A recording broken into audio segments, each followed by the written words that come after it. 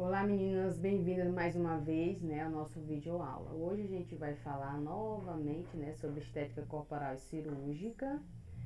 A gente tem vários temas hoje. Novamente falando sobre a celulite, vai falar sobre flacidez, vai falar sobre estrias, tá? Na aula passada nós falamos que a celulite que nós conhecemos tem uma terminologia que é a fibroedema geloide. Hoje a gente vai ver a HLDG, que nada mais é que hidrolipodistrofia ginóide, que também é um nome dado para a celulite, tá? O nome técnico. Fibroedema ginóide a gente já viu.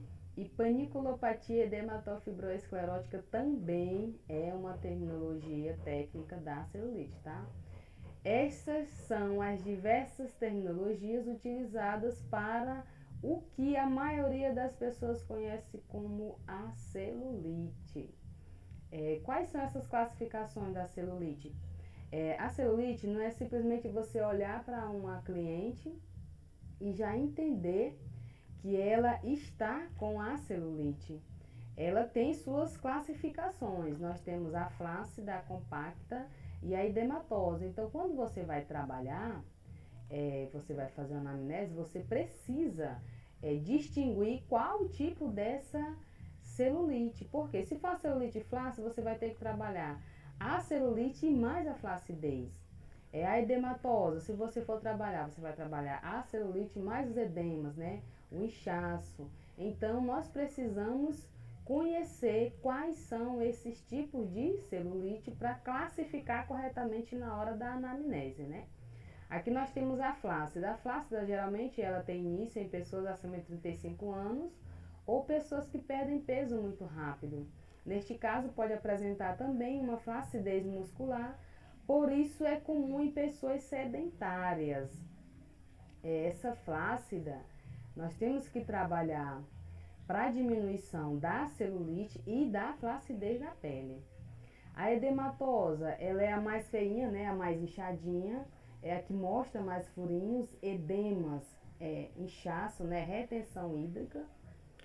Porém, ela é mais fácil de ser tratada, porque ela se trata de um tecido congestionado com muita água. Então, entre trabalhar a celulite flácida e a edematosa, consequentemente a edematosa vai ser mais fácil de trabalhar, o resultado vai ser melhor, tá?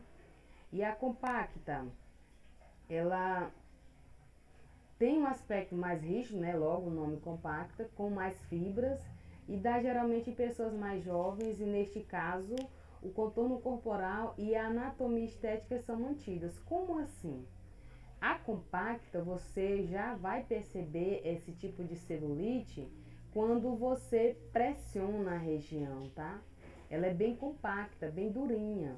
Já diferente das outras, a edematose, por exemplo, que você já olha, já bate o olho, já vê, já está cheio de edemas, tá?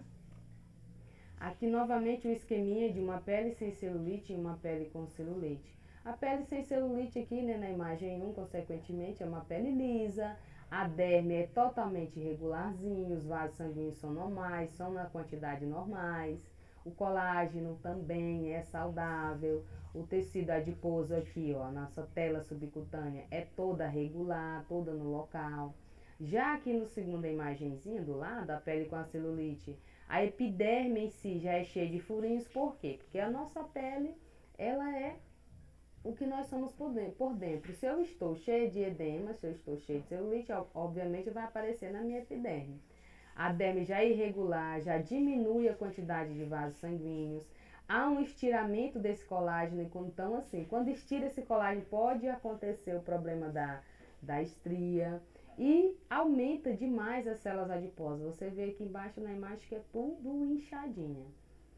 Além de nós sabermos qual é a classificação desse tipo de celulite, se é flácida, compacta ou edematosa, nós temos que saber o grau dessa celulite, Se ela está no grau 1, no grau 2, no grau 3, no grau 4. A pessoa ela pode estar apresentando, por exemplo, nas pernas, o grau 3, aí já no abdômen ela vai apresentar o grau 2. Ela pode ter os dois tipos de graus ao mesmo tempo, mas em regiões diferentes, tá? Então, esse grau 1, A alteração estética só é percebida quando há um movimento ou a compressão do local, é assintomática, ou seja, sem sintomas, presença de alterações de relevo com leves ondulações. A grau 1 é a inicial, a gente pouco nota a diferença na pele, pouco nota a alteração estética, né, na pessoa, na mulher, no homem, na pele. Já a grau 2 já tem a presença da alteração desse relevo, né? Mesmo sem a contração, os furinhos já são visíveis, mas não são muito profundos, tá? Já tem menos circulação nesse local, já começa a apresentar a maior quantidade, né, de celulite, mesmo a pessoa não pressionando, se ela senta, você já vê aquela celulite, etc e tal. No grau 3, né, já tem muitos furinhos, são numerosos, bem visíveis. Mesmo a pessoa em pé, sem estar sentada, sem pressionar nada, você já consegue ver esses furinhos. Algumas podem estar roxas, outras podem estar vermelhas. E já pode ter também a presença de dores nesses locais, porque a celulite é uma célula adiposa inflamada. No grau 4, a presença de nódulos já é maior, as ondulações já são maiores, o déficit de circulação também é bem menor entre as células e a presença de dor é maior consequentemente. E aqui aquela velha perguntinha, qual é o grau da sua celulite?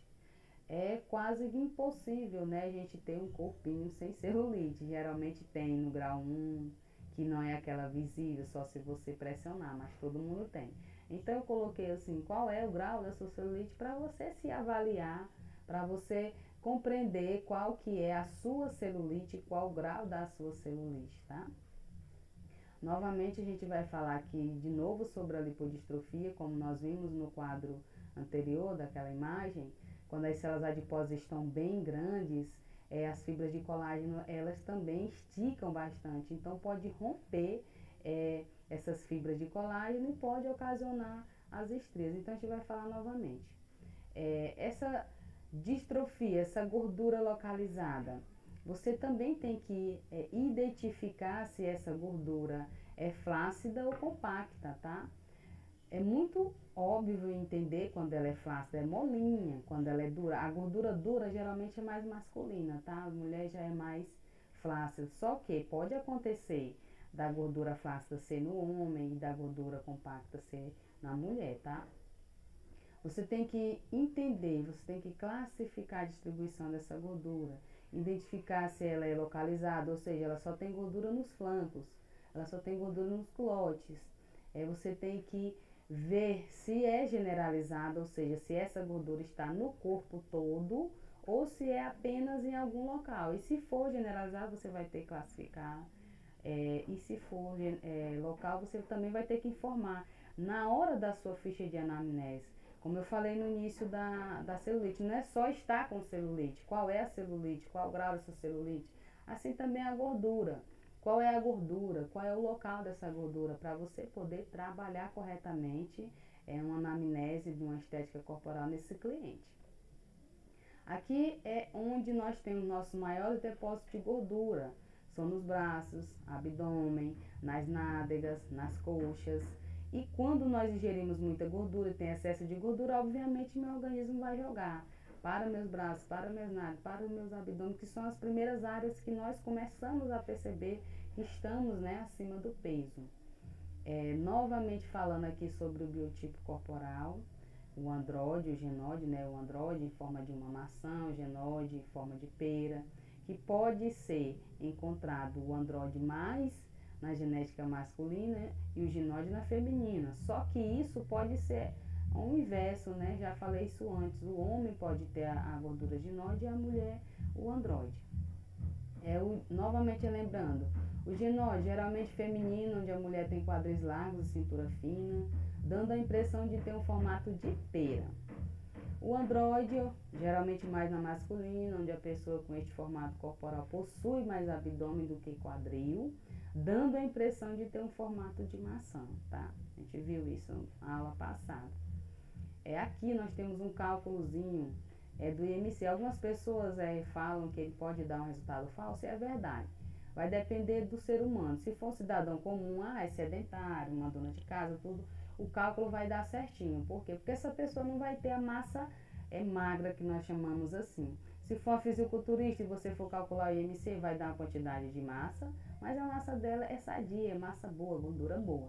Então, um cidadão comum, o resultado do IMC vai dar corretíssimo. Esse resultado eu calculo como? Eu pego o meu peso e divido pela minha altura ao quadrado, tá? Preencher o peso e a altura do cliente, em seguida calcular o IMC. Estes resultados servem para avaliar a saúde do cliente e o seu peso e deixá-lo ciente do risco de comorbidades. Essa tabela do IMC tem uma tabela que é adotada pela Organização Mundial de Saúde. Ele vai te dar se é 25, se é 16 e dentro da tabela vai informar qual o seu grau de obesidade, se você está dentro do limite permitido, se você está a mais. Caso apresente alterações, o profissional deve indicar ao cliente que procure um médico e um nutricionista. Por quê? Se passar da média de que nós, esteticistas, podemos trabalhar, ele tem que procurar um profissional, um médico, um nutricionista, um nutrólogo, para ele poder tratar daquele excesso de peso que pode já estar acometendo de comorbidade, já pode estar trazendo outras doenças devido àquele excesso de peso. Então já não vai ser conosco esse tratamento. Aqui mais explicadinho, como eu falei, né, sobre o cálculo do IMC. Se vocês puderem olhar para a tela, aqui eu tenho aqui uma pessoa que pesa 80 quilos, tá? Uma pessoa que pesa 80 quilos e que mede 1,60. Como que eu calculo o IMC? Meu peso dividido pela minha altura ao quadrado. Então, eu vou pegar meu peso, multiplicar minha altura, que 1,60 vezes 1,60 vai dar 2,56. Logo, eu vou pegar meu peso e dividir por 2,56, que é a minha altura ao quadrado, vai dar 31,25. Então, eu olho na tabela da Organização Mundial de Saúde para saber se eu estou dentro do limite permitido, se eu estou a mais, se eu estou normal. E aqui na tabela, é uma pessoa de 80 quilos que nós somamos e de 1,60 m, deu 31, então ele vai estar aqui, ó, entre 30 e 34,9. Ele já está obeso, né?